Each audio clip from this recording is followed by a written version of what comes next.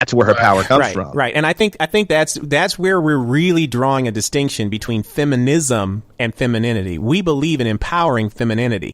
I think that's really the sum total of what we've been saying all night. And I think by also impairing that, dovetailing that with the notion that chivalry should not be dead, I think men have a responsibility, even though there are many values that we have gotten kind of confused in our society. At the end of the day, I think both genders need to be valued, and chivalry should not be dead. I think we've concluded that. And I think each of you guys would agree with me on that. Number two, I think femininity and feminism are different. I think femininity is an empowering aspect of womanhood. Feminism has, I think, in many ways, even though it's done some good in terms of giving economic parity to women or encouraging economic empowerment of women, I think that what it has done is it's desensitized, reduced the quality of the life of many women because men are not choosing to relate to them. And I think the outpouching of that is unfortunately the reduction in the marriage rates. And I think with that, I think we're going to see some distinct and marked changes in the way the family looks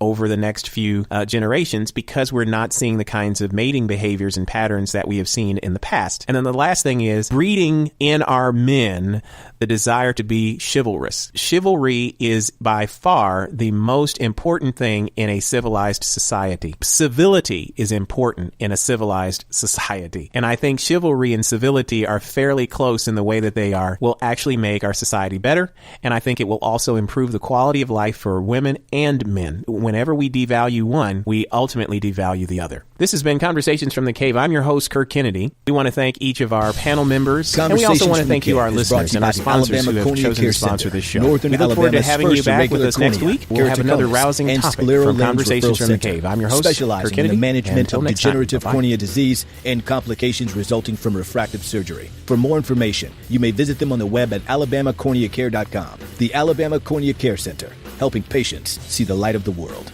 Conversations from the Cave is a production of the Provox Media Group. For more information or to share your questions or comments, visit our podcast Facebook page by searching Conversations from the Cave. The views expressed on this program are the personal beliefs of the panelists and do not necessarily represent the beliefs of the Provox Media Group or its sponsors. Join us next time for more real talk from real men. Conversations from the Cave.